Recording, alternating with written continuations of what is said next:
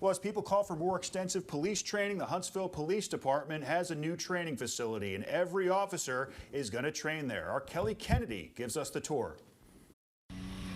City leaders and law enforcement agencies came out today to celebrate the opening of the new Firearms Training Facility in Huntsville.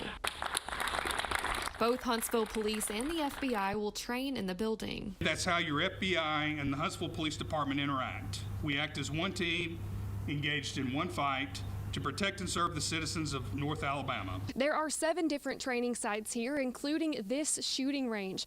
Police Chief Mark McMurray says there's now more of an emphasis on training due to the Black Lives Matter movement, and that this facility will help all Huntsville police officers get the best training. We need to train harder. We need to certify to these national standards. It's what keeps us on the edge. It keeps us on perfection. We want to maintain the highest training possible for our officers, because with that training comes confidence. Councilwoman Frances AKRIDGE sharing her vision for the community to live in harmony. That requires a lot of respect from everybody, and especially for police.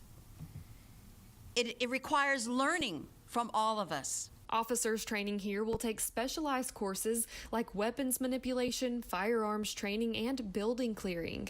The tactical range on the south end, for instance, of this facility allows officers to de-escalate training. So it takes the officers from the car where they can step out, use their car for cover, and actually de-escalate a situation like on a vehicle stop, for instance. We couldn't do that before. The facility can be used 24/7, allowing officers to train at any time and in any kind of weather.